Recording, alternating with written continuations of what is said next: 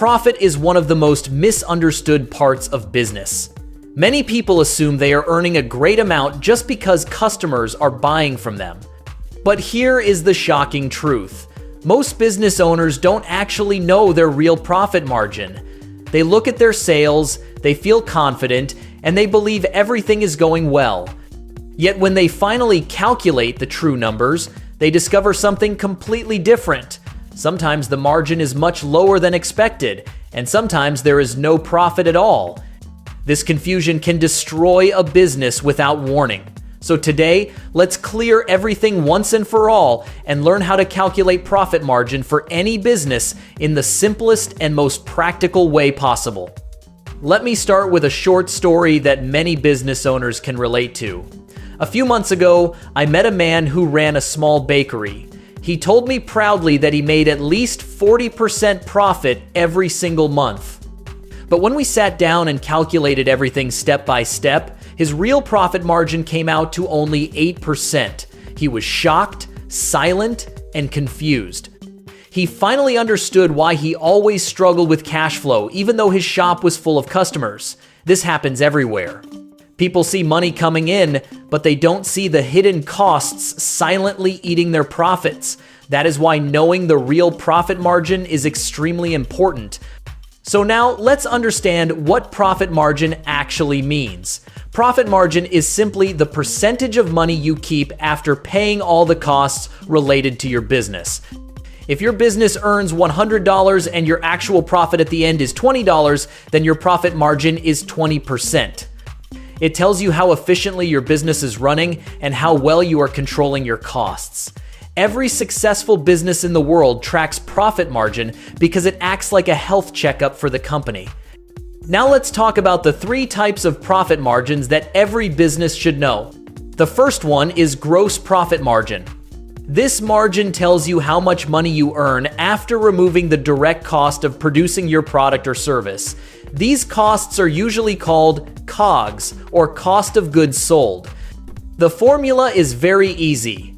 Gross profit margin equals gross profit divided by revenue multiplied by 100. For example, if your business makes $100 in revenue and your direct cost is $60, your gross profit is $40. That means your gross profit margin is 40%.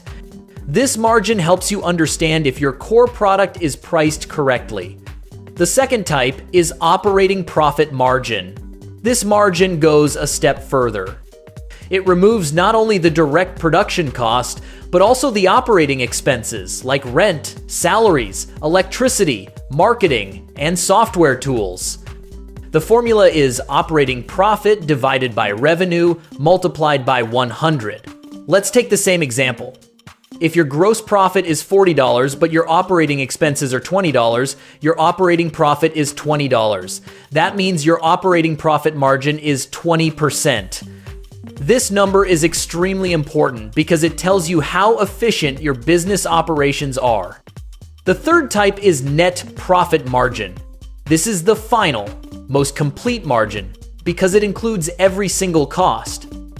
After removing cost of goods, operating expenses, taxes, interest, and any other expense, whatever remains is your net profit. The formula is net profit divided by revenue multiplied by 100. Following our example, if your operating profit is $20 and all other costs like tax and interest total $5, your net profit becomes $15. That means your net profit margin is 15%.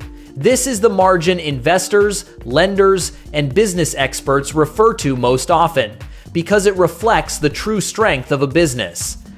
Now, let's look at the most common mistakes people make when calculating profit margin. The first mistake is ignoring hidden costs such as electricity, packaging, transportation, or small subscriptions. The second mistake is forgetting to include their own salary or time value. Many small business owners think their labor is free, but in reality, it is one of the biggest costs.